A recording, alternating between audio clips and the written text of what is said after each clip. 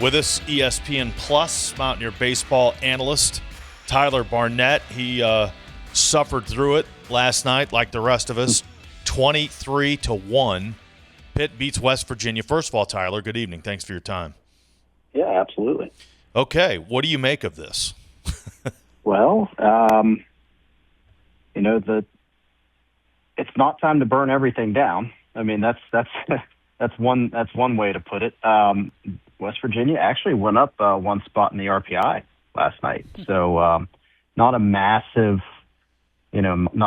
drop. Pitt gained 7 points, and I know this pains West Virginia fans to hear, but actually now you kind of have to root for Pitt the rest of the way because you want that quad 3 loss to turn into maybe a quad 2 loss to help you as things move forward. BYU losing the series to Arizona State didn't help because West Virginia swept BYU, so now that quad 2 sweep turns into a quad 3 sweep. So now we're in the point of the year where you kind of have to have rooting interest if you're a West Virginia fan. Well, Cincinnati went into the night with the highest RPI in the league, and they lost a tough non-conference game too. They lost a game they shouldn't have to a Wright State team that's under 500. So their RPI took a hit, and I guess Kansas is the top-ranked RPI team now in the league.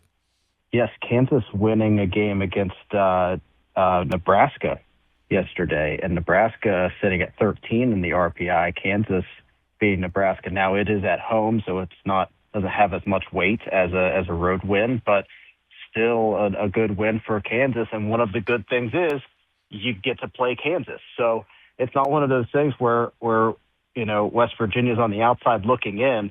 You're West Virginia sitting at that number 27 line, dropped 10 spots from 17 over the last week with the loss to Houston and the loss to Pitt. But, you're not outside looking in. You really do control your own destiny, and it starts this weekend at Cincinnati. Cincinnati, 24 in the RPI, like you had mentioned, second behind Kansas in the Big 12. You play both of the top 2 RPI teams in the conference.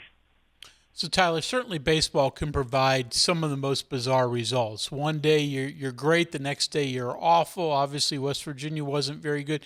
Anything to take away long-term from West Virginia's performance yesterday, or you just chalk that up as a one-off? I think you just chalk that up as a one-off. Baseball is the most humbling game out there. You see some of the best hitters fail 7 out of 10 times, and West Virginia, as of late, just hasn't been hitting the ball well as a team. But, pitching and defense has really driven them throughout the year. And you've got to think, if you've seen it over the last 2 years with West Virginia's push into the super regionals, that offense has come alive at a certain point. So when is that offensive spark going to happen for West Virginia? It might just be right here at the end of the year to propel you into a hosting situation.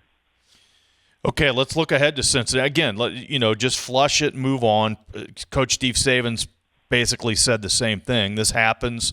You have a game or two like this every year, and sometimes you're on this end of it. You're on the horse. You're on the horse end of it. So you move on. Cincinnati, though, is crucial because, again, it's – obviously, you want to stay in the hunt to win the league, but probably more important is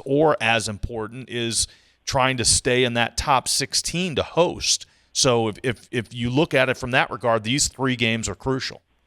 Very crucial. Honestly, if you sweep this weekend, you are looking at getting yourself right back to where you want to be. If you can sweep Cincinnati and you can sweep Kansas, that's optimal. But I think West Virginia has to get to the point where they sweep 2 of the next, 4 series, and you have to win the other 2. So the Houston loss really hurt. The Pitt loss, it hurts, but not as much as dropping that conference game to Houston. But there is still time to fight and claw your way back. And I strongly believe that if West Virginia gets into the situation where they win the rest of their series and they sweep at least 2 of them, that they might be back in that 16-17 line where they could be in hosting conversations. So, Tyler, does West Virginia have the pitching to do that right now? With we don't know Maxiel's long-term status. He's dealing with an injury. They reconfigured some things yesterday. Obviously, that didn't work. So, what do you think of the pitching status as you move forward? Yeah, that's one of the scary things, and that's kind of where West Virginia got themselves into trouble last year. Was the bullpen started to shorten up as the year went along. Losing a weekend starter is one thing, but losing what many would consider your best weekend starter in Maxiel, the leader of your pitching staff, is detrimental. That's really where West Virginia is going to have to pick things up offensively. Going to have to play good defense. I mean, you saw from Ian Corn, he is up to the challenge. So, is the drop off going to be massive? No, it's not. You got a proven guy in Ian Corn, but it's still Maxiel has proven himself to be that guy for West Virginia all year, and West Virginia, if they're going to overcome that loss, they're going to have to start to put up some offensive numbers that they, frankly, yesterday just did not. Yeah, get the bats going again. All right, look ahead to Cincinnati. Again, Cincinnati started yesterday with the highest-ranked RPI in the Big 12 Conference, despite the fact that they're under 500 in the league. Now, overall, their record is very good. So what are the strengths of this Cincinnati team?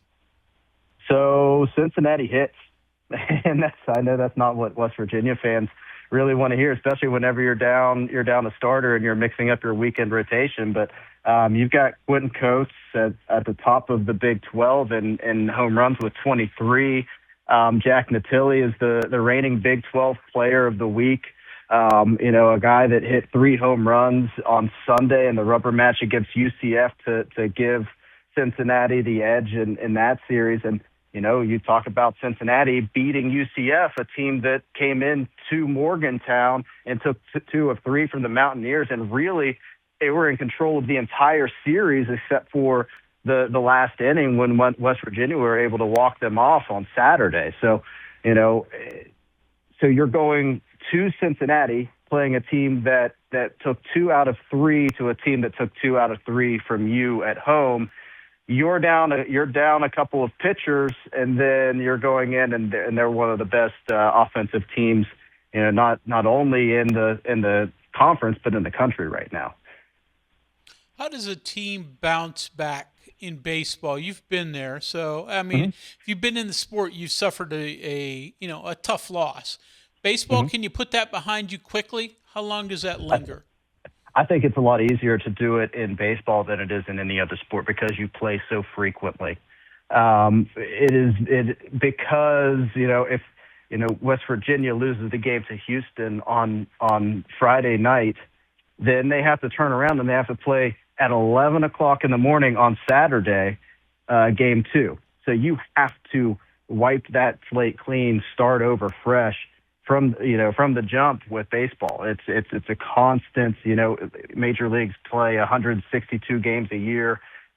College teams play around 60 games a year. So there's not a whole lot of time to dwell on your losses. You really have to jump back at it, and get back, with West Virginia, it's playing team baseball. They've got a lot of guys who are athletic and they can play multiple positions. You're not relying on one person to be that guy every single weekend. So, getting back to playing team baseball is a lot easier than asking, a shooting guard to get back to making shots.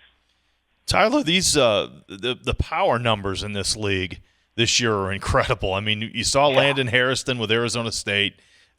You brought up Natili, who's right up there in the conference in home runs. You've got several other guys, Quentin Coates, the kid from Oklahoma State, Collins already over 20 home runs. Have you ever seen anything like this? I mean, this harkens back to the trampoline bat era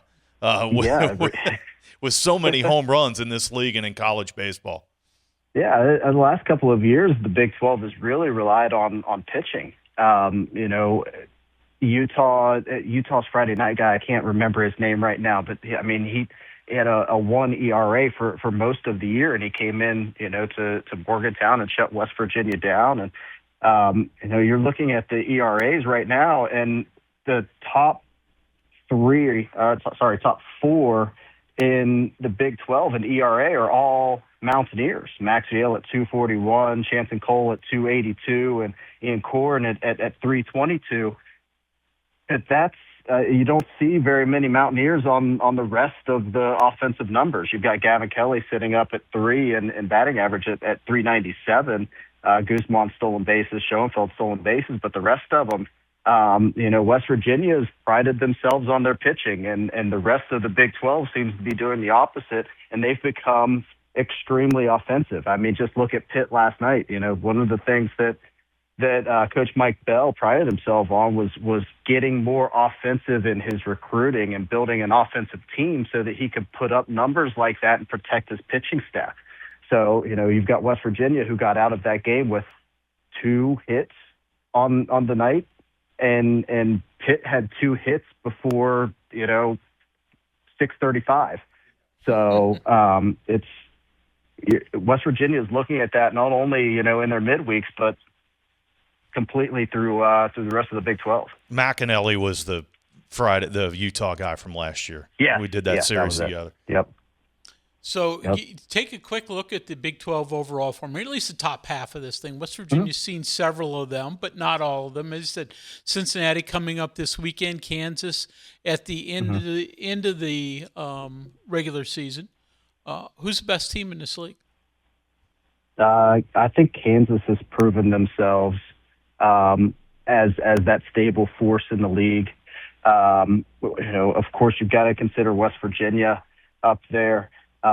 Baylor, sneaky good there for a while. Baylor was climbing up into the top 4 or 5 in that race, but since lost their series to Kansas State last weekend, so that one hurting Baylor. Cincinnati is down at the bottom of the league, but they've got one of the best out-of-conference RPIs. They beat Auburn in the non-conference at Auburn, so that's a very good win that helps bolster that Cincinnati RPI.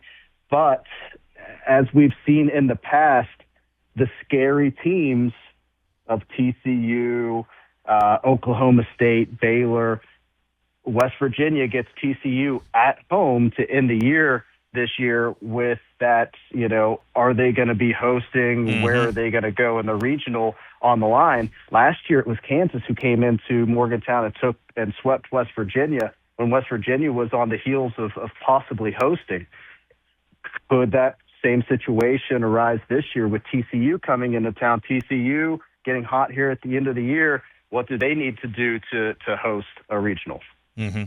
Well, again, just kind of move past this one. Get ready for Cincinnati this weekend. Tyler, we were all just dying with you last night. That's a tough game to call, 23-1. I've been there. I was telling Greg before we went on the air, the worst baseball game I've ever seen was way back in the 90s when I was doing the Mountaineers on radio. They went to Cincinnati and lost a 7-inning game, 22-4. I don't remember. It's been so long ago. I don't remember the exact number of walks, but I know it was over 20. So it felt like a fever dream because you don't know what happened. A bunch of balls are leaving the ballpark. Guys are getting walked all over the place. But second of all, you're just trying to rack your brain of things to talk about because you still have a 3.5-hour broadcast. Yeah. So fill the time. You can't just shut it down. That's right. You gotta be on. Texter asked, was it a record crowd last night? I can give you the box score numbers. Last year for the Pitt game, it was 4,629.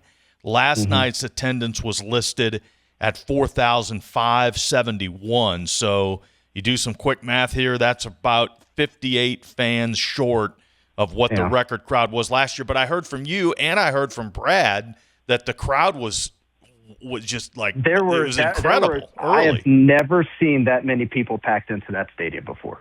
And regardless of the numbers of what comes through the gate, I have never seen that many people packed into that stadium and on the hill behind the stadium. So it was an atmosphere that West Virginia baseball has been longing for. Just didn't turn out the way they wanted it to. Yep. Absolutely. All right. Well, we appreciate your time, and we're looking for how many home games left? 6. We're looking forward to your work here coming down the stretch. All right. Hey, thanks, guys. Tyler Barnette there working the games on ESPN+.